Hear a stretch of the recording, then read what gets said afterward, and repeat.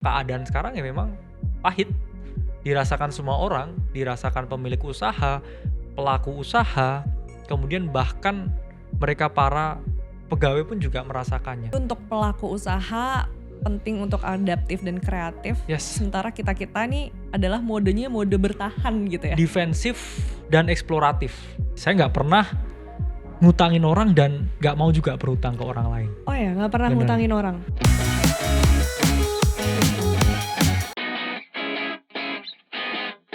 Hai, Conomics di sini. Apa kabarnya di sana? Sesuai dengan permintaan teman-teman, karena beberapa waktu belakangan ini banyak banget di kolom komentar bilangnya hadirkan Kalimat Sada dong, hadirkan Kalimat Sada. Kalau gitu langsung saja ya, kami akan langsung kabulkan ini permintaan teman-teman. Sudah hadir bersama kita di sini ada Kalimat Sada. Halo kakak. Halo, selamat siang. Terima kasih ya sudah datang ke Cuanomics Liputan 6 SCTV. Senang Yes. banget, apalagi belakangan ini aku juga ngikutin terus konten-kontennya kakak. Nih Oke. aku panggilnya kakak aja nggak Iya. apa ya? Atau bro kakak gitu kan? Bro kakak aja nggak Bro apa-apa sih. Iya. kakak, oke siap. Aku ikutin konten-kontennya bro kakak ini, terutama tentang edukasi literasi keuangan ya. Ya.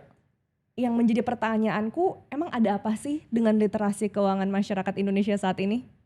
Oke, jadi ini yang menurut saya pribadi sedikit mengkhawatirkan karena banyak anak muda, kita ngomong muda itu Gen Z dan juga milenial. Mereka ini memiliki akses terhadap uang. Mereka juga udah melek mengenai platform-platform keuangan. Namun literasi keuangan mereka ini masih relatif rendah. Dalam artian mereka ini punya uang, punya akses ke platform keuangan, tapi akhirnya kekayaan mereka itu nggak berkembang. Jadi keadaan kehidupannya itu akhirnya di situ-situ aja. Sehingga saya melihat di sini ada gap nih antara kemampuan mereka menghasilkan uang dengan kemampuan mereka mengelola uang. Dan gap itu bisa ditutup dengan satu hal sebenarnya, yaitu adalah literasi finansial.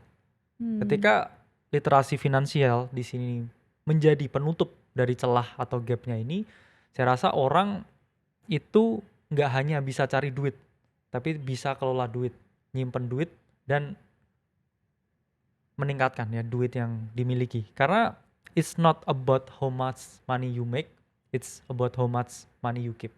Oke, berarti saat ini Indonesia bisa dikatakan darurat personal finance.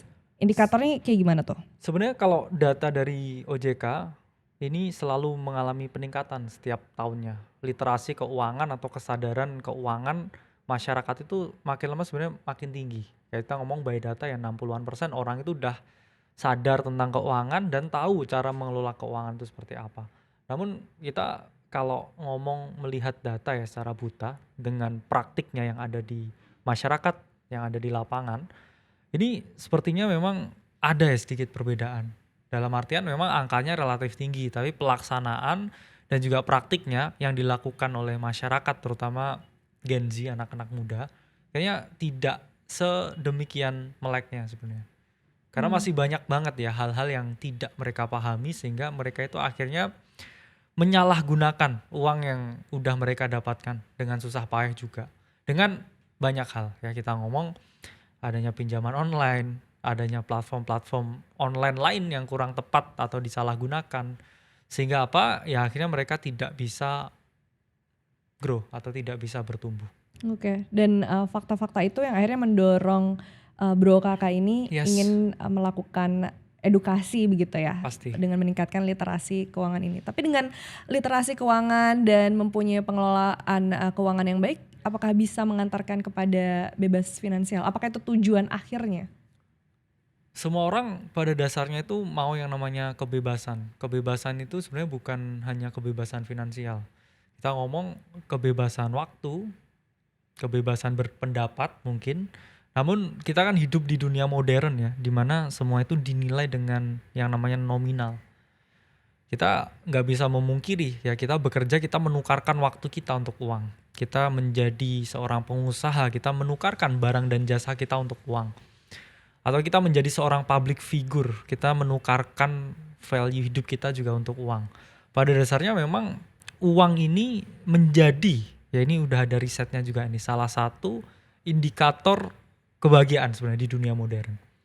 Ada jurnal, ada riset yang mengungkapkan bahwa orang di dunia modern ini semakin banyak punya uang, ini mereka akan semakin bahagia.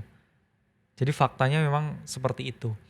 Sehingga ya kita nggak bisa pungkiri juga ya, semakin kita settle ya terhadap keadaan finansial, itu semakin nyaman juga kehidupan kita. Meskipun untuk mencapai yang namanya kemerdekaan finansial itu juga butuh waktu. Data terakhir di US yang mana ini pasti jauh lebih tinggi lagi nilainya. Itu orang bisa merdeka finansial itu rata-rata di US di usia 40-an. Oke, yang mana yang 40-an itu kan mereka udah berpuluh-puluh tahun fighting di suatu jenjang karir tertentu. Sehingga kan prosesnya bukan instan.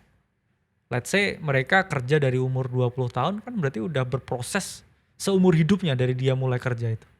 Baru dia bisa merdeka finansial. Nah ini yang mindsetnya itu harusnya teman-teman atau anak-anak muda ini lebih paham bahwa semua itu juga butuh proses. Tapi proses tanpa adanya suatu pondasi yang kuat itu pasti akan roboh juga endingnya. Dan kadang kala bebas finansial itu juga dikaitkan dengan menjadi kaya raya. Ya, Itu gimana kalau menurut Bro Kakak sendiri? yes. Definisi dari kaya raya menurut saya itu subjektif. Karena nilai uang itu selalu bergantung terhadap siapa yang memegang, di mana dia memegang dan kapan memegang juga. Let's say saya punya uang 10 triliun, tapi saya terdampar di padang pasir. Apakah 10 triliun yang saya pegang itu berarti? Jawabannya enggak.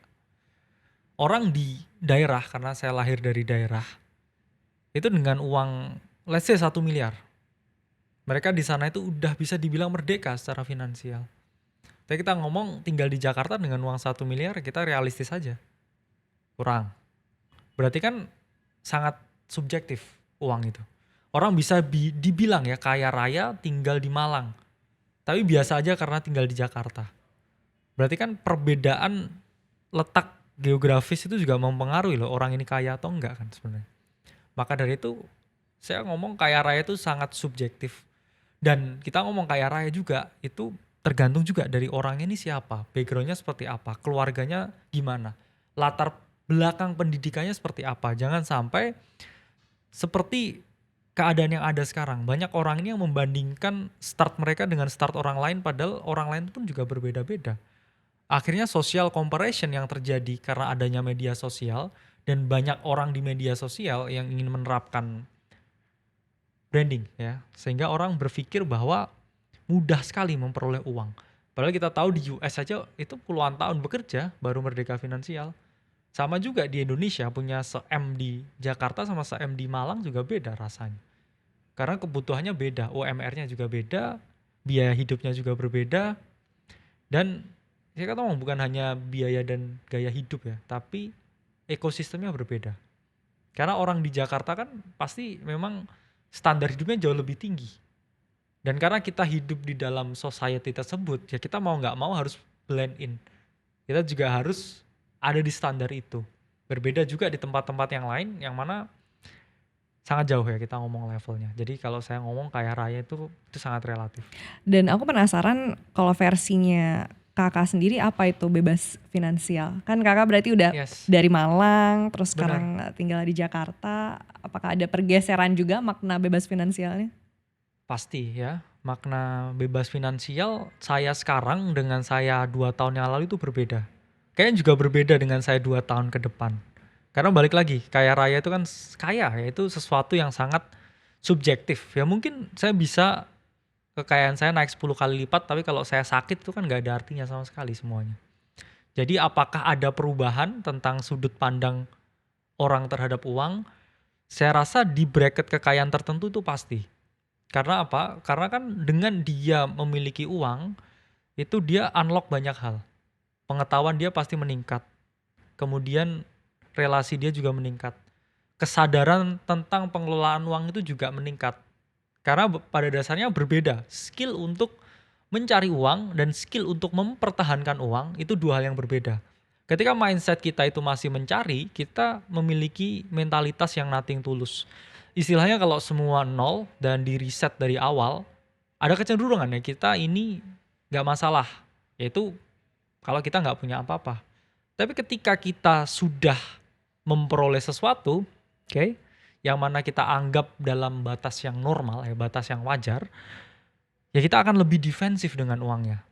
Nggak apa-apa loh, nggak bertumbuh secara signifikan uangnya, tapi asal jangan hilang.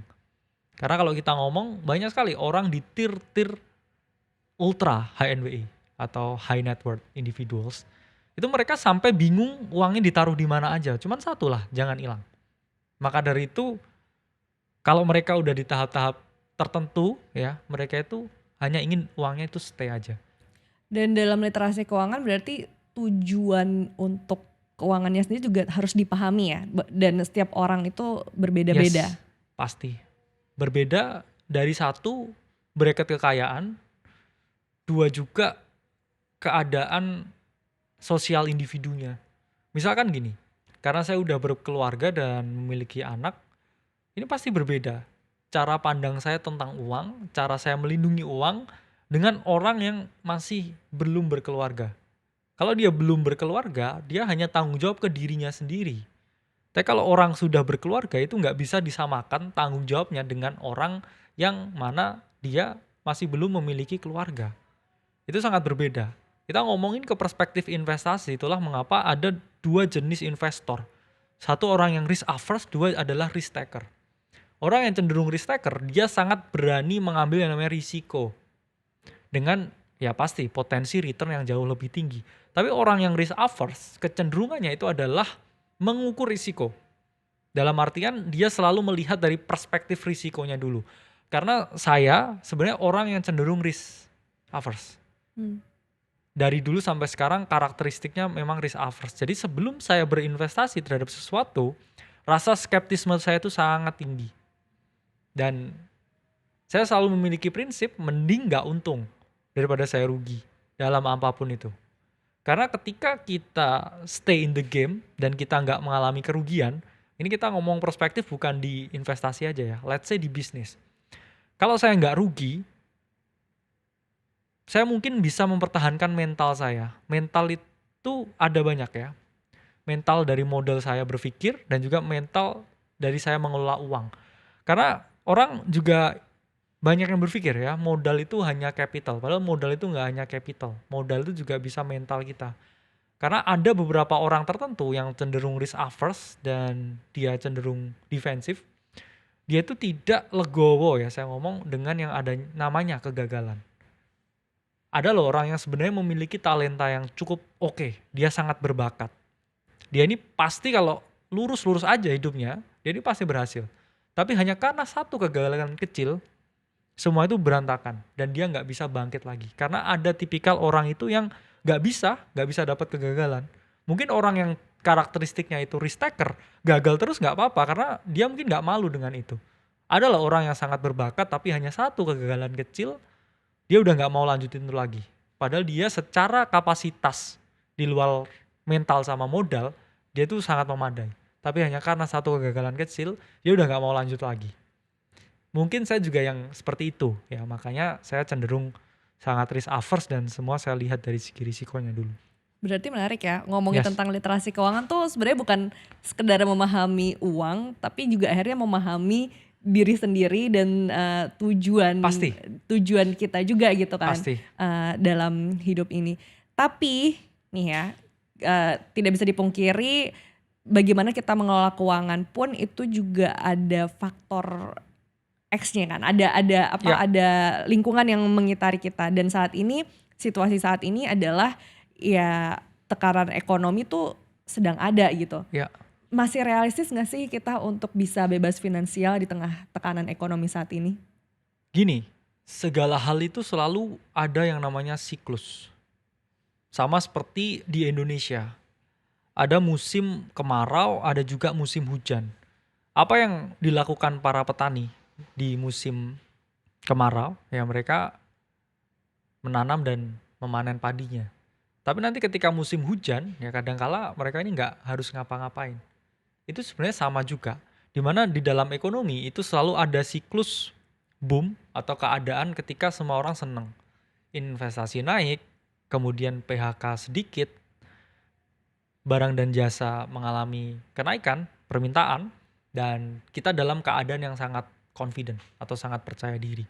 Namun ada keadaan juga ya di mana ekonomi itu mengalami penurunan dan ketika terjadi penurunan ekonomi, PHK mulai terjadi, permintaan barang dan jasa itu akhirnya menurun, ekonomi cenderung lesu dan akhirnya kita mengalami yang namanya crash atau penurunan yang sangat signifikan.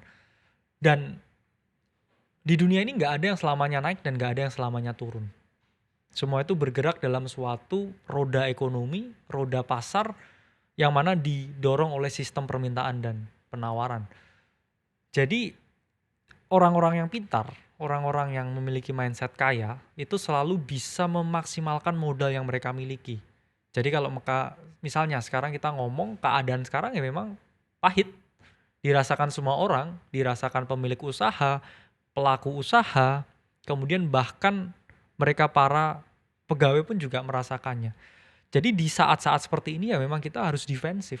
Sama orang seperti main sepak bola kan, ada waktunya menyerang, ada waktunya bertahan juga. Nanti ketika kita udah mengalami ya yang namanya penurunan, yang udah tahap jenuh turun, itu selalu memberikan kita kesempatan. Sama ya, kita ngomong di saham, kita ngomong di cryptocurrency. Ketika udah jenuh turun, di situ adalah peluang terbaik untuk kita bisa compounding kekayaan kita. Di mana kita bisa memperoleh kesempatan, memperoleh peluang untuk membeli ya atau kita berinvestasi pada aset apapun yang mana dia risikonya ini jauh lebih rendah daripada kita membeli ketika market sedang boom Iya. seperti kemarin-kemarin. Kalau kita breakdown kan sekarang situasinya yang kita ketahui nih ya, Yes. PHK di mana-mana. Ya. Harga bahan pokok masih ya relatif mahal buat Ya. di beberapa daerah. Terus daya beli masyarakatnya melemah, maka dari itu banyak jutaan kelas menengah yang turun. Dan tadi daya beli masyarakat yang lemah tuh bisa terlihat juga dari fenomena sekarang lagi rame nih, lagi viral, Rojali Rohana. Yes. Tahu nggak tuh kakak Rojali Rohana nggak? Oh kayaknya enggak ya. Karena ini sih kayak saya jarang shopping secara Oh justru langsung karena aja. jarang Iya, shopping. Lebih makanya. suka online shopping ya kayaknya. Karena lebih hemat waktu juga kayaknya ya. Benar. Nah tadi kan dengan adanya Ya. berbagai fakta-fakta itu, bagaimana itu akhirnya memengaruhi dalam pengelolaan keuangan saat ini? Masyarakat kita saya lihat makin lama tambah pinter. Apalagi di era informasi digital yang sangat cepat seperti sekarang. Banyak orang yang datang ke department store, jalan-jalan ke mall, itu mereka antara fitting atau emang ya cuci-cuci mata ya untuk suatu aktivitas membunuh penat di weekdays. Dan akhirnya mereka memanfaatkan ya platform-platform online yang harganya lebih jor-joran. Jadi lebih ya murah 15-20% biasanya di online store. Jadi mereka ya memang jarang membeli yaitu karena memang daya beli menurun. Dua pun mereka juga memanfaatkan platform online. Dan ketiga seperti yang saya bilang tadi memang cenderung defensif di dalam keadaan yang nggak pasti seperti ini. Dan nggak ada salahnya juga meskipun kalau kita lihat dari perspektif roda ekonomi ya, kalau banyak orang yang jarang beli kan sebenarnya juga barang dan jasa pasti juga ya harganya akhirnya menurun ya, dan juga penerimaan dari perusahaan menurun, akhirnya domino effect bisa jadi PHK juga. Jadi harusnya ya di sini kita melihat dari sisi tengahnya lah, dimana dari segi brand atau dari segi pengusaha yang memiliki produk, mereka harus lebih kreatif lagi dan bisa memanfaatkan banyak platform. Contohnya nih, kalau kita tahu ya salah satu brand yang terkenal juga ya, ternama juga, mereka live di berbagai media sosial. Oh ya, sempat viral ya. Iya, sempat viral juga. Di situ kan kita melihat ya bahwa di dalam keadaan yang tidak pasti kan selalu ada peluang. Karena dulu waktu COVID-19 juga setiap 1 hari lahir 1 bilioner baru. Dengan rate paling cepat ya kelahiran bilioner. Bahkan ketika keadaan itu paling buruk. Jadi kan di sini kita bisa melihat nih ya, ketika orang ini pinter, bisa melihat peluang, di dalam keadaan yang gak enak pun, itu selalu ada yang namanya peluang. Oke, jadi untuk pelaku usaha penting untuk adaptif dan kreatif. Yes. Sementara kita-kita nih adalah modenya mode bertahan gitu ya. Defensif dan eksploratif. Eksploratif tuh gimana? Defensif dalam artian kita memang melimitasi sesuatu yang sifatnya tersier dan tidak terlalu perlu. Tapi kita pun juga eksploratif dengan potensi sumber pendapatan yang lain. Misalkan ya, kita kerja nih 9 to 5. Tapi kita juga merasa kita ini orangnya asik dan orang di sekitar kita suka dengan personality kita. Gak ada salahnya bangun personal branding sosial media, terus nanti dia dapat juga ya engagement, dapat ketertarikan orang, dan akhirnya dia juga bisa promoting brand atau dia creating bisnis secara online. Jadi itu kan bisa dilakukan. Atau misalkan dia juga nggak punya barang nih, nggak punya suatu bisnis, nggak punya suatu brand, tapi dia punya keahlian tertentu. Dia memang kerja 9 to 5, tapi dia bangun cerita yang sangat menarik dan dia punya skill tertentu. Seperti misalkan bisa ngedit video, bisa jadi videographer, atau jago yang sekarang lagi ngetren ya, pemanfaatan AI juga. Dia bisa juga freelancing di sana. Jadi dia nggak hanya bekerja, tapi dia juga manfaatkan skill dia yang lain. Dia bangun story-nya yang bagus ya di internet, dia bangun personal branding, hingga akhirnya orang banyak yang lebih suka akhirnya. Karena kan di era sekarang ya, di mana semua hampir sama, saya ngomong pasar tenaga kerja pun juga OTW persaingan sempurna. Dalam artian, dulu standarnya kan minimal SMA. Oke. Udah banyak nih yang kuliah, jadi standarnya minimal S1. Sekarang kerjaan udah minimal S2, semua udah S2. Kemudian jadi S3, terus S3 juga udah jadi biasa aja. Jadi apa yang membedakan CV kita atau resume kita dengan orang yang lulusannya sama ya, IPK-nya di atas 3,5 semua? Jawabannya kita bangun cerita, mengapa orang harus dengarkan dari kita. Jadi keunikan atau kita ngomong uniqueness itu menjadi suatu selling point yang menarik di era yang informatif seperti ini. Ya, ini juga penting banget ya buat teman-teman yang mungkin lagi mau mencari pekerjaan atau baru lulus gitu ya. Penting untuk kita cari tahu uniqueness yang bisa menjadi selling point kita juga. Benar. Dan tadi kan diceritain juga tuh kalau misalnya ya ekonomi dalam negeri lesu, berarti kan terkonfirmasi. Tapi kan ini juga sebenarnya dampak dari kondisi dalam dunia juga ya. Pasti. Ekonomi global juga mengalami kelesuan. Apakah ada indikator-indikator menjadi krisis gitu? Kalau ekonomi global memang juga dalam keadaan yang nggak pasti ya. Pertama kita ngomong konflik geopolitik yang lagi hangat sekarang. Dua juga keadaan inflasi yang tinggi juga. Oke, dan juga desakan juga ya kalau kita ngomong dari segi US itu mendesak untuk segera menurunkan tingkat suku bunga supaya ekonomi segera cepat bergairah. Cuman kan balik lagi implementasi dari suatu kebijakan itu pasti juga membutuhkan yang namanya waktu. Jadi itulah mengapa ya kita kalau luar negeri mengalami perlambatan, di Indonesia pun juga sama mengalami stagnansi. Jadi memang saya ngomong tadi, ini bukan suatu kesalahan atau suatu mistakes ya yang dibuat dari suatu kebijakan. Tapi ini adalah siklus dan juga dinamika. Siklus pasar ekonomi itu selalu naik, jenuh, terus cenderung turun, kemudian naik lagi. Sama juga dinamika pergantian ya. Kalau kita ngomong Donald Trump juga baru saja menjabat. Banyak juga hal-hal dan juga kebijakan yang diterapkan yang mana kebijakan tuh nggak ada yang 100% baik, 100% buruk. Tapi kita juga butuh waktu juga untuk merealisasikan kebijakan itu dan juga beradaptasi, kata yang bagus, dengan kebijakan itu. Contohnya juga Trump kan juga menerapkan yang namanya kebijakan tarif ya, membuat ya market sempat bereaksi dengan keras sehingga akhirnya ya sekarang udah rebound lagi. Cuman itu tadi ya, ketidakpastian itu yang mana membuat modelnya ini sulit untuk diprediksi.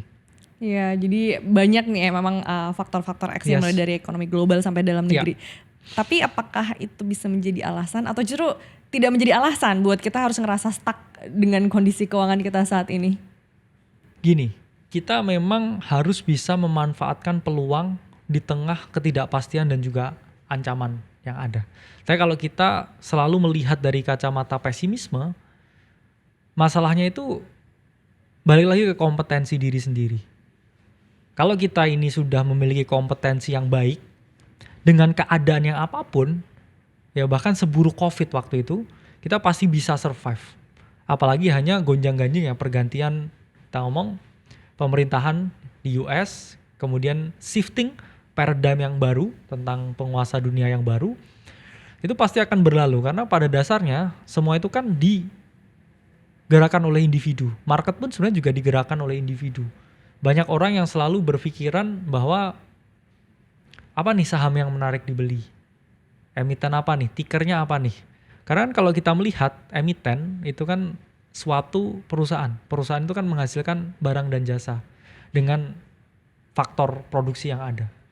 Kenapa kita nggak berfokus ke diri kita sendiri daripada kita berfokus ya berinvestasi pada aset yang lain?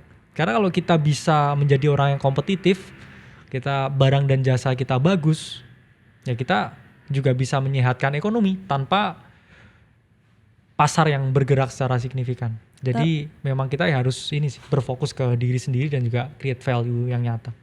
Tapi mindset apa nih yang harus kita tanamkan gitu ya, Yes. biar bisa menciptakan peluang meski di tengah Ya, kondisi saat ini?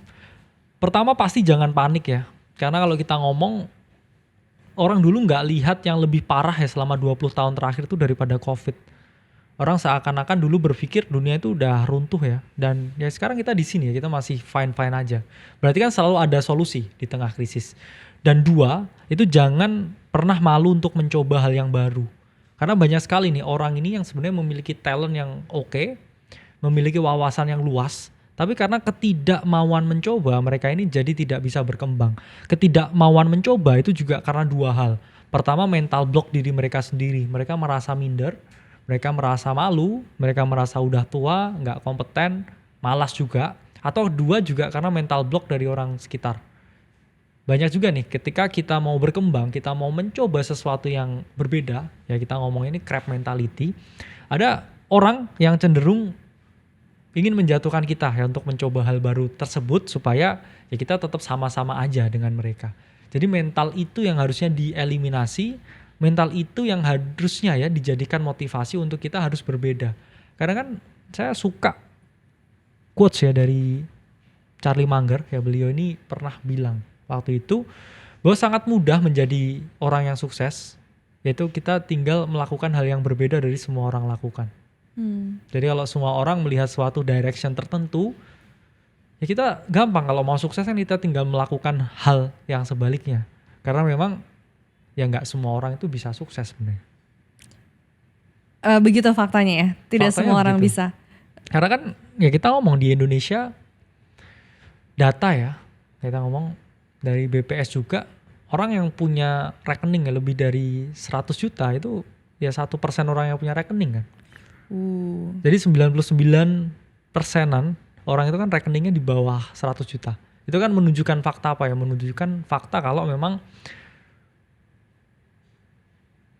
kita masih belum seadil itu ya. Masih butuh yang namanya penyamarataan ya, atau kita ngomongnya kesejahteraan yang adil dan menyeluruh. Karena memang faktanya ya nggak semua bisa sukses dan akhirnya juga kita hidup di dunia yang sangat kapitalis, yang memiliki modal juga akhirnya yang lebih berhasil dan lebih naik juga kekayaannya daripada kelas bawah atau kelas menengah. Itu fakta Iya. dunia sebenarnya, bukan hanya di Indonesia, tapi di seluruh dunia ini. Ya, kalau di Indonesia sendiri mungkin juga ya karena literasi keuangannya tidak Yes. secara merata juga gitu, dan kondisinya memang kayaknya sekarang yang gap antara kaya dan miskin tuh lumayan besar ya Iya, untuk yes. gapnya sendiri. Jadi ya itu tadi saya nggak suka dengan istilah kata miskin ya. Mungkin orang biasa lah dengan orang kaya. Karena gini, orang itu ketika dilabeli atau dicap ya kayak miskin gitu, itu takutnya itu membentuk yang namanya mental block dan membuat mereka ini, wah saya ini orang miskin, saya nggak berhak mendapat apapun. Padahal miskin itu kan sebenarnya suatu keadaan mental. Orang yang nggak mau belajar, nggak mau berkembang dan selalu menyalahkan keadaan. Miskin tuh bukan kamu punya uang berapa, uangnya berapa banyak, tapi gimana sih kamu ini menghargai dunia dan melihat dunia ini dari sudut pandang kamu itu harus selalu improve.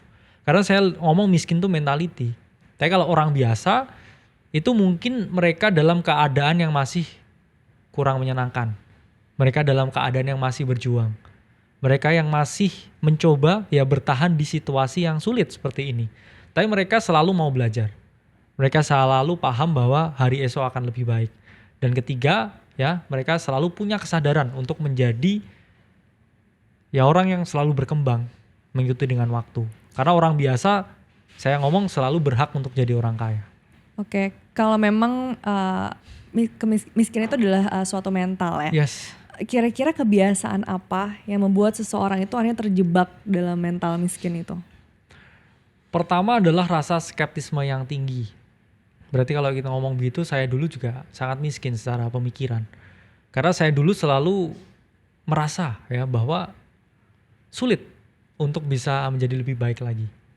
Sampai akhirnya setelah saya eliminasi dan saya percaya ya kalau besok itu akan lebih baik lagi, saya menanamkan optimisme di diri saya pribadi. Oh ternyata saya lebih terbuka dengan yang namanya peluang. Saya tidak mudah menghakimi dan akhirnya saya belajar banyak dari banyak orang. Karena orang yang merasa dia serba tahu, serba bisa, ya serba pintar, itu cenderung stuck hidupnya. Berhutang itu apakah kebiasaan juga orang dengan mental miskin? Gini, utang itu kan ada dua. Satu utang yang produktif, satu utang yang konsumtif. Kalau utang yang konsumtif, kita mau beli HP yang baru, kita mau beli mobil yang baru, mobil kedua yang baru dengan hutang, itu konsumtif. Tapi kalau utang produktif, misalkan kita punya usaha, kita punya coffee shop. Kita pengen coffee shopnya ini jadi 2 lantai. Kita ambil utang di bank, kur, terus gedein lagi coffee shopnya. Itu masih boleh sebenarnya. Tapi harus maksimal ya 30% dari liquid capital yang kita miliki. Karena banyak sekali kan gagal bayar itu yang disebabkan ya karena mereka gagal ekspansi bisnisnya dan akhirnya berhutang. Tapi yang lebih parah ya, kalau yang di Gen Z dan juga milenial, itu adalah gagal bayarnya itu karena kebutuhan yang sifatnya konsumtif. Dengan adanya pay later, dengan adanya pinjol, mereka ngerasa itu juga nggak perlu-perlu banget. Udah punya iPhone yang 15 ya, ada 16 keluar, dia langsung beli 16 pakai pay later. Itulah mengapa saya selalu suka ya rules yang dibilang sama Bill Gates itu paling masuk akal, itu adalah 10x rules. Kalau kita punya keinginan, nggak apa-apa kita turutin keinginan kita. Tapi ya asalkan syaratnya satu, kita punya uang sebanyak 10 kali dari barang yang kita inginin. Karena faktanya nih banyak orang yang beli iPhone ya baru harganya 16 juta, tapi nggak ada 100 juta tuh di rekeningnya. Itu kan menunjukkan kalau dia hanya hidup di drive oleh rasa konsumerisme yang sangat tinggi. Yang mana rasa konsumerisme itu adalah suatu sifat yang tidak bisa dipuaskan. Kenapa? Karena akan selalu ada barang dan jasa yang baru, selalu akan ada lagi wave baru, dan orang ini kan cenderung, apalagi anak muda ya, ada yang namanya FOMO ya, fear of missing out. Orang akan merasa bahwa ketika dia tidak menjadi bagian dari suatu tren tertentu, dia ini nggak kekinian, nggak happening, ya, kurang gaul. Sehingga akhirnya mereka memaksakan utang konsumtif buat sesuatu yang tidak perlu untuk membuat orang yang tidak mereka butuhkan itu merasa senang. Ya dia cari validasi di sosial media. Itu yang menyebabkan ya kita ini selalu terjebak ya dalam suatu lingkaran, itu yang ngomong. Yaitu adalah lingkaran konsumerisme, lingkaran hedonisme, yang mana nggak ada ujungnya kalau kita terus berada di sana. Nah coba tuh teman-teman ya, kalau Yes. cuma ngambil pay later hanya sekedar Bener. pengen membeli barang-barang buat yang dipamer-pamerin aja gitu kan. Ya, harus Tapi dikurangin lah. sekarang kan ada yang itu self reward soalnya. Bener. Kak, gimana tuh kan sampai sejauh mana sih kita boleh hedon Ya. agar tapi hedonnya tidak menggagalkan tujuan untuk bisa merdeka finansial Bener. ini. Self reward itu menurut saya harus hukumnya. Kenapa? Kalau kita tidak merayakan milestone-milestone kecil di hidup kita, kita itu ada kecenderungan untuk tidak berkembang lebih jauh lagi. Karena harus dipahami nih, manusia itu adalah makhluk ya yang mana bisa diteraturkan dengan adanya reward and punishment. Kita kan melakukan hal yang benar ya karena kita takut dipanis secara moral, secara hukum, secara sosial. Dan kita juga mau maju ke depan karena adanya reward. Misalkan nih, oke, kita mau beli rumah baru, mau beli mobil baru, mau beli sesuatu yang baru. Itu nggak masalah. Karena kan kita ya memang pada dasarnya makhluk yang sangat ekonomis ya. Kita melihat sesuatu tuh dari perspektif untung dan rugi, dan drive kita untuk bertahan ya di dunia yang sangat ya kita ngomong modern ini, itu adalah dengan hal-hal yang sifatnya konsumerisme ya. Itu saya setuju juga. Saya nggak menyalahkan yang adanya self reward. Dari dulu saya hal-hal kecil kadang memang saya ambil self reward, tapi self reward saya itu agak aneh dan unik. Apa tuh? Saya self reward itu adalah sesuatu yang bisa meningkatkan produktivitas atau meningkatkan skill set yang saya miliki. Contohnya nih, ya misalkan oke, saya butuh laptop atau komputer baru supaya saya bisa nganalisa market lebih bagus. Atau oke, saya butuh beli buku baru. Ya, karena saya dulu suka self reward setiap minggu ya, beli buku baru supaya apa? Knowledge saya itu meningkat. Jadi kita harus membiasakan memang self reward. Tapi self reward untuk melakukan investasi ke atas atau meningkatkan kualitas diri kita ya di keadaan yang tidak pasti seperti ini. Apalagi yang bisa kita improve selain kompetensi dari diri kita. Jadi self reward untuk sesuatu yang positif itu nggak apa-apa. Oke, jadi sejauh itu ya untuk Yes. hedonnya ya, setidaknya yang Benar. kita konsumsi itu tetap bisa bermanfaat atau mungkin bisa menjadi investasi jangka panjang juga, Benar, setuju. ya nggak sih? Iya. Uh, dan yang paling penting untuk hedon jangan sampai ngutang juga gitu ya, apalagi Benar. ngutang ke temen itu Iya. suka ada aja tuh. Gimana sih Kak untuk nolak orang yang mau berhutang ke kita Kak? Ya, Mungkin ada tips sebenarnya nih. gini ya, saya kan kalau ngerjain apa-apa kan selalu saya hitung ya Pak, expected value-nya ya, atau saya dapat berapa nih dari suatu probability. Jadi kalau teman-teman ngitung ya, mau investasi itu kan dihitung EV-nya dulu, nilai EV-nya. Kamu sebenarnya beli saham ya, beli kripto apapun ya, meskipun ada risiko, ada drawdown-nya, EV-nya itu masih positif. Dalam artian ini suatu aset kalau bagus tuh harganya bisa naik, tapi kalau ngutangin tuh EV-nya tuh negatif ya. Kenapa ya? Karena satu, Apalagi tiba-tiba nanya apa kabar? Iya, benar. Ujung-ujungnya boleh nggak ngutang gitu bener, kan? karena biasanya ini yang Apa tuh yang biasanya? diutangin kayak lebih galak, Galak, iya daripada yang Bener lagi. ini Ngasih utang. daripada yang ngasih utang. Jadi Gimana nolaknya dong Kak? negatif ya EV-nya orang ngutangin orang lain ya. Karena kita tahu itu duit ya risknya ya atau potensinya nggak balik tuh lebih tinggi. Tapi balik pun kan kita juga kayak sama temen kan nggak ngasih bunga yang gede ya. Jadi cuman kayak apa ya, bunga pertemanan seperti itu ya kita ngomong. Iya ya. Itu memang harus dihindari. Saya nggak pernah ngutangin orang dan nggak mau juga berhutang ke orang lain. Oh ya, nggak pernah Bener. ngutangin orang. Saya selalu pakai skema, kalau kita mau kerja bareng, kita mau partneran, ya kita bikin suatu partnership lah. Kita bikin perusahaan, kita sama-sama nanam modal. 100 nih, ya saya nanam 50, kamu nanam 50, yuk kita kerjain sesuai kompetensi kita. Jangan kebalik, orang misalkan oke saya mau usaha, saya 100 lah utang kamu. Itu kan menunjukkan ya kalau kita ini nggak mau bekerja dan juga berkesinambungan secara bersamaan. Dan itu menurut saya memang endingnya jadinya toxic sih. Iya sih. Berbeda kalau kayak ya gitu. dengan kita yang memang kita emang partneran, kita tanggung bersama risikonya. Itu hal yang berbeda. Dengan ya kita itu tadi harusnya ya kalau mau apa-apa ya partneran dulu lah. Ya, Jadi itu jangan kalau ada asal yang ngutang, ngutang, itu jangan terus asal kita mau ngutang. ngutang dong nggak? Kita partneran kerja aja sekalian Oh gitu iya, ya. itu kan lebih jelas kan? Karena Lebih jelas pembagian duitnya ya. iya. Nanti kan kalau nggak bisa bayar atau usahanya nggak jalan kan saya tinggal ke kantor SCTV ini gitu. Oh, Nagihnya gampang gitu kan. lagi. Iya. Enggak kok. Iya iya. Terus udah gitu utang buat kartu kredit. Oke. Menurut kakak Ya saya pribadi nggak pakai bermanfaat kartu nggak sih? kredit sih. Sama sekali. Enggak. Kartu kredit ada, tapi punya kantor. Tapi itu pun untuk subscription beberapa, ya kita ngomong ya, program-program yang kita butuhkan untuk kita ngelola informasi sama edukasi.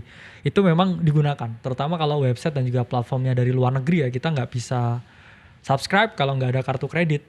Maka dari itu saya pakai hanya sebatas kebutuhan itu. Kalau sehari-hari ya, beli makan, kemudian bayar kartu tol, belanja, itu debit all the way. Debit all the way. Karena jebakan kartu kredit itu ya itu tadi. Apalagi kalau bahayanya kita max out credit card untuk membiayai gaya hidup kita dan kita akhirnya gali lubang tutup lubang tuh setiap bulannya. Itu bahaya karena itu menimbulkan ilusi kalau kita mampu padahal sebenarnya kita nggak mampu. Dan itu akan membuat kita lagi ke konsumerisme dan hedonisme lagi, yang mana harusnya ya kita meningkatkan kualitas diri, tapi malah kita konsumsi-konsumsi yang itu di luar batas kemampuan kita, terus tiba-tiba ya kita gali lubang, tutup lubang, setiap bulannya makin parah, ya dan akhirnya terjerat utang nih. Ya. Jadi justru akhirnya kakak memilih untuk tidak punya kartu kredit gitu ya. Yes. Dan berarti apa saja sih langkah sederhana dan paling realistis yang bisa kita mulai Oke. sekarang untuk bisa bebas finansial atau merdeka secara finansial? Kita sebenarnya ada ya, ini yang nyiptain Bro Timothy juga ya, namanya tangga ternak uang ya, dimana situ step-stepnya pertama ya punya uang 10 juta dulu ya. Setelah punya uang 10 juta, langkah selanjutnya itu adalah melunasin utang-utang yang kecil. Kita ngomong utang kecil tuh salah satunya kartu kredit ya, pay letter, pinjol, karena kan bunganya tinggi dan untuk hal-hal yang sepele. Dan untuk melunasi utang itu kan sebenarnya ada dua ya Kak metodenya. Pertama metode snowball, dua metode avalanche. Snowball ini cocok untuk kita yang suka self reward. Ya, kita biasanya harusnya mengeliminasi dulu nih, kita ngelunasin utang yang mana nominalnya kecil dulu.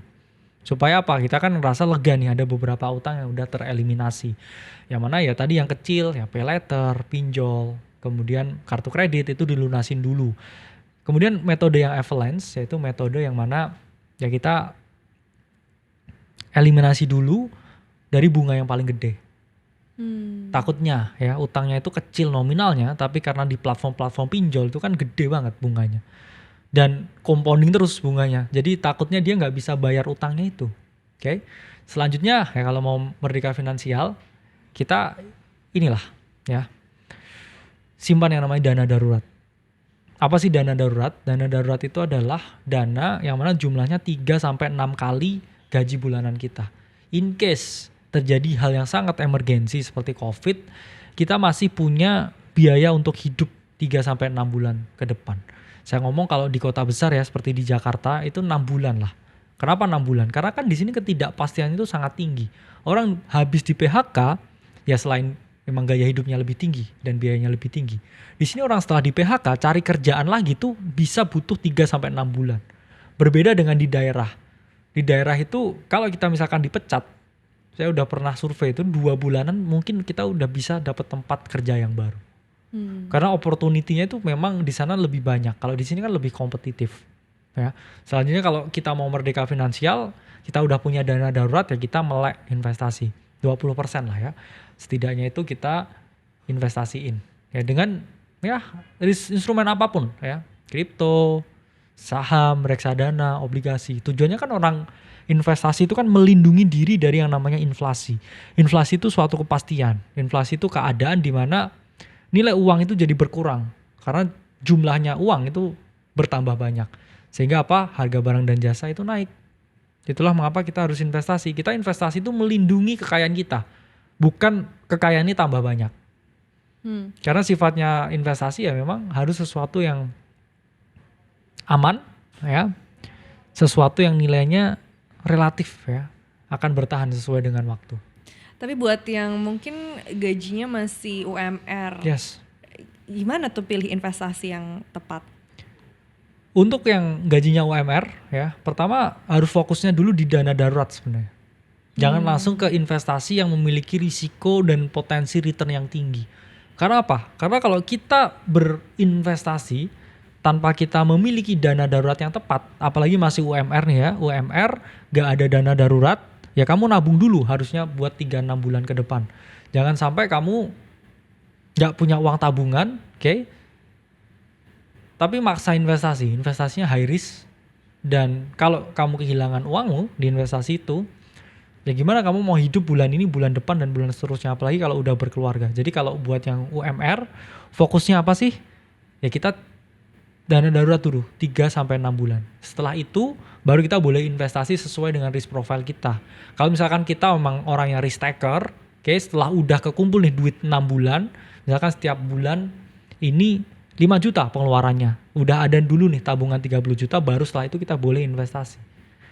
Investasinya sesuai dengan skill kita. Kalau kita memang oke, anak muda, karakternya risk taker, mau return yang tinggi, ya kita bisa belajar di market cryptocurrency, yang mana ini kan juga lagi sekarang ya lagi happening banget. Atau kedua kita bisa individual stock ya, stok saham itu juga bisa memiliki return yang sama ya. Kripto, saham itu dua-duanya sama-sama high risk high return.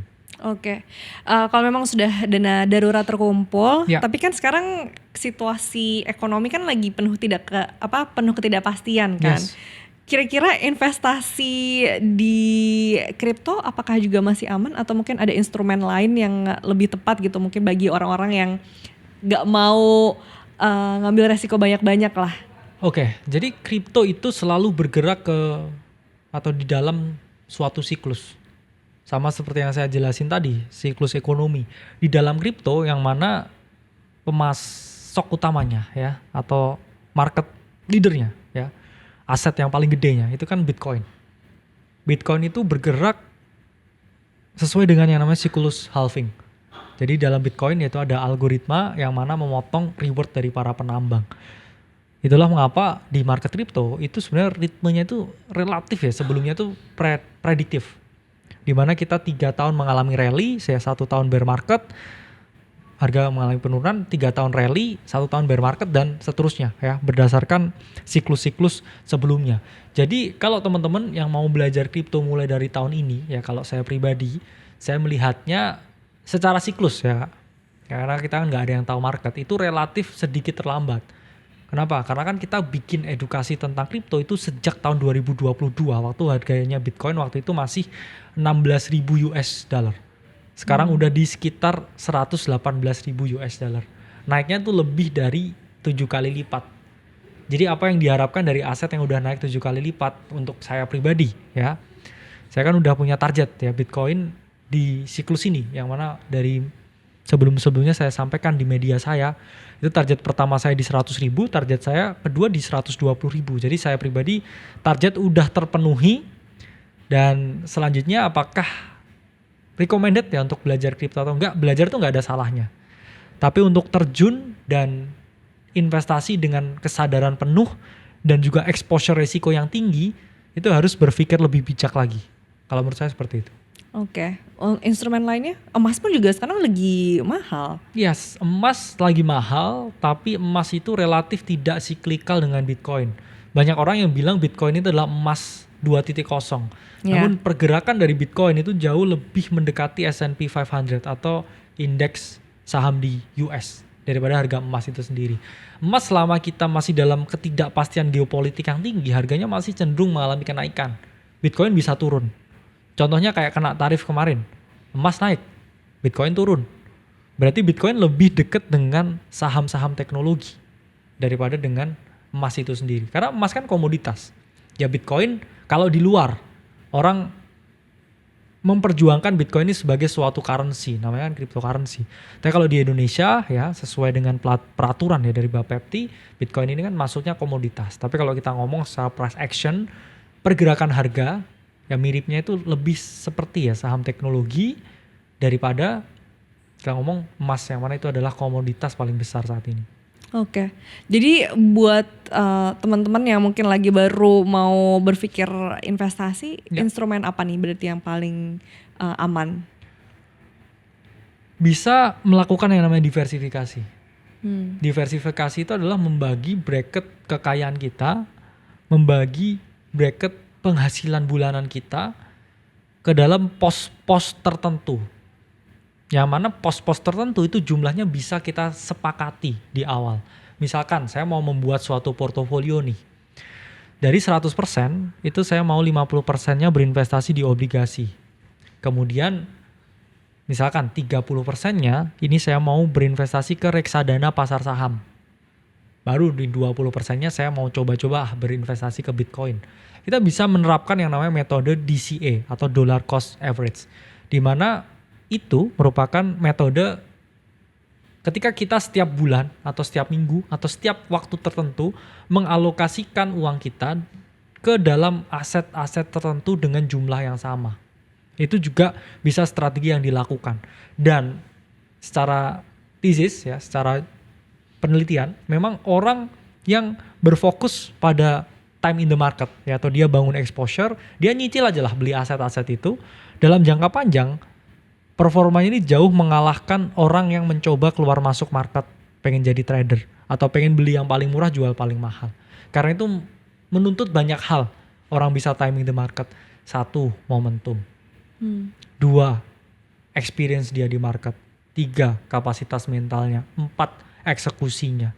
5, timing ya dia masuknya juga. Sehingga Itu sangat sulit. Kalau kita investor biasa, kita bekerja, kita jadi kameramen, kita 9 to 5, itu akan jauh lebih sulit kalau kita mau analisa nih market, ini mau kemana dan lain sebagainya. Harus ambil decision setiap waktu, karena kan kita di sini juga decision.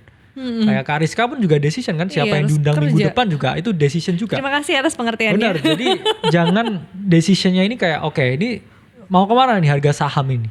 Jadi decision kita ya, decision yang terbaik di pekerjaan kita. Sisanya kita buat bracket ya, misalkan dari 100%. Saya setiap bulan nih ada uang nganggur 10 juta misalkan. Dengan komposisi yang sama ya, saya cuma pakai 3 aset diversifikasinya, obligasi, reksadana, pasar saham, sama Bitcoin karena aset masa depan. Ya kita bisa 5 jutanya nih setiap bulan uang anggurnya beliin obligasi. 3 jutanya nih uangnya setiap bulan beli reksadana, pasar saham, biar punya exposure di saham. Kemudian 20%-nya oke lah, ini saya beliin misalkan Bitcoin. Saya nabung Bitcoin 20% dari uang yang saya willing buat investasikan duit sisa saya dari 10 juta ini ke Bitcoin nih setiap bulan. Ya misalkan 20% dari uang sisa itu. Oke. Jadi gitu. Jadi itu lagi ya, kita harus Ya. telah lagi, diversifikasi itu juga kata kuncinya ya untuk Pasti. kita dalam memilih investasi yang tepat. Buat yang sandwich generation, Oke. mungkin nggak juga bisa bebas finansial atau ada metode yang agak berbeda gitu dari yang biasanya? Gini, saya selalu percaya ke satu hal, bahwa yang paling berjasa di hidup kita, yaitu salah satunya, pasangan itu terpengaruh ya, pasangan itu pengaruh besar. Selanjutnya itu adalah keluarga dan juga orang tua. Jadi buat sandwich generation di luar sana, yang mana dia menyambung ya generasi di atas ya. Dia harus berbakti kedua orang tuanya, dia pun juga harus berbakti ke bawah ya, dia harus provide anaknya. Menurut saya itu harus lebih diprioritaskan daripada investasi. Karena itu mungkin juga investasi terbaik yang bisa kita lakukan. Kita kasih pendidikan yang terbaik untuk anak kita. Kita juga memuliakan ya orang tua kita. Itu pun juga investasi ya, mungkin investasi di hari akhir nanti ya. Jadi buat orang yang tanya, saya udah pas-pasan, saya sandwich generation, investasi kemana sih ya? Saya udah nggak bisa ada duit sisa buat bulanan beli obligasi atau reksadana. Ya saya cukupin dulu kebutuhan untuk keluarga, untuk orang tua, dan untuk pasangan. Karena apa? Ya karena kita kan, apalagi laki-laki ya, kita kan mengemban tanggung jawab yang berat. Kalau kita berpikir oke, saya harus mau investasi, tapi keluarga kita nggak keurus, orang tua kita juga masih susah, anak kita di sekolah yang jelek, itu menurut saya jauh lebih tidak bertanggung jawab daripada orang yang pengen ngebet ya investasi. Karena kan investasi itu konsepnya kalau ada duit sisa. Kalau dari awal duitnya nggak sisa dan memang terpaksa harus mendanai itu semua, ya kamu danain dulu, tapi kamu juga tingkatin lagi pendapatanmu. Nabung, belajar investasi, jadi rasional. Karena kalau orang ngebet ya mau investasi, tapi keadaannya juga masih nggak pasti hidupnya, ya itu cuma cari mati sih menurut saya. Jadi itu tetap harus diperhatiin. prioritas ya, skala prioritas Yes, tadi harus ya. punya skala prioritas. Oke. Dari kakak sendiri tuh memang punya pengalaman keuangan apa Ya. yang yang sangat membekas di Oke. hidup kakak Ya, sampai akhirnya mengubah hidup kakak? Ada gak sih? saya terus terang juga orang yang relatif terlambat untuk paham mengenai keuangan. Terlambat tuh Tapi- emang usia berapa? 22. Ah, Kalau kita ngomong, apalagi anak zaman sekarang kan, ya. Ini kan anak 7-10 tahun aja kayaknya udah paham keuangan nih sekarang ya kan. Atau ya umur belasan harus financial freedom ya kalau anak sekarang. Karena kan saya ini milenial yang terakhir, Gen Z yang pertama nih. Ya, kelahiran 97 itu bener-bener milenial yang terakhir ya, the last millennial and the first Gen Z. Waktu itu juga deket-deket COVID ya, saya dulu selalu punya mindset cukuplah jadi orang pinter aja ya. Saya juga jadi dosen usia relatif muda, S3 juga. Jadi saya cuman belajar ya IPK 4 dan sebagainya. Sampai akhirnya ya COVID, keadaan ekonomi keluarga memburuk. Baru waktu itu saya baru sadar oke lah, kayaknya saya harus mikir tentang duit beneran. Tapi itu pun juga blessing in disguise karena saya ngerasa terlambat, jadi saya setiap hari kerjanya keras banget. Berbeda dengan yang saya mungkin dulu kalau saya sadar di usia belasan, saya mungkin nyantai-nyantai kerjanya dan lebih slow. Tapi itu karena saya udah dari nol, baru sadar nih, yuk gas dari gini grafiknya. Apa sih momennya? Covid. Saat itu seperti apa Pasti waktu kesulitannya? Covid semua orang kan terdampak. Salah satunya saya pribadi. Usaha saya waktu itu juga gak jalan, ya. Usaha orang tua juga berpotensi mengalami kebangkrutan.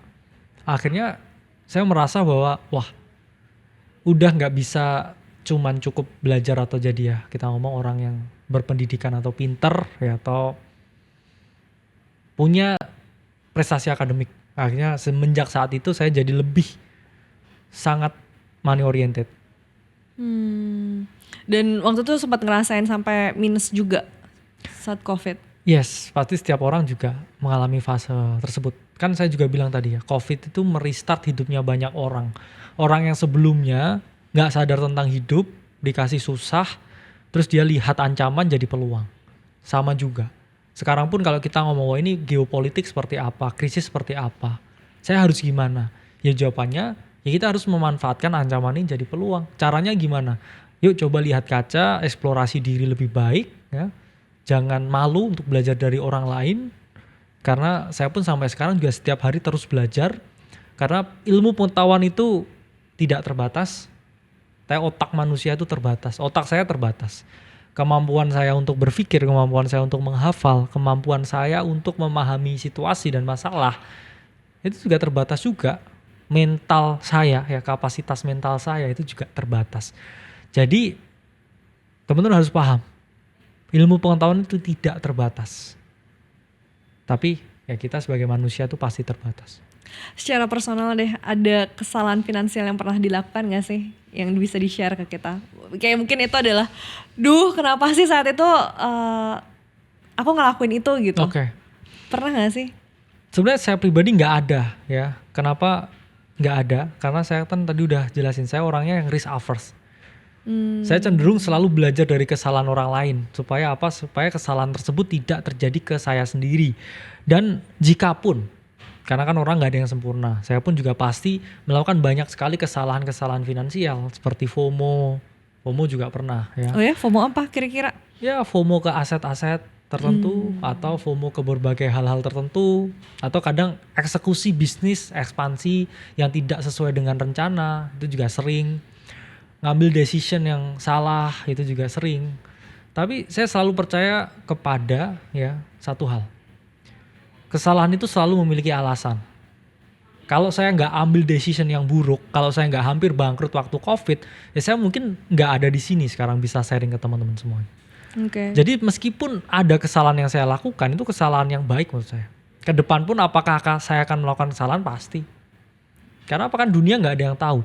Sebaik apapun saya memproteksi diri saya terhadap ketidakpastian, kepastiannya itu adalah ketidakpastian itu sendiri. Karena kan hidup nggak ada yang bisa memprediksi kan.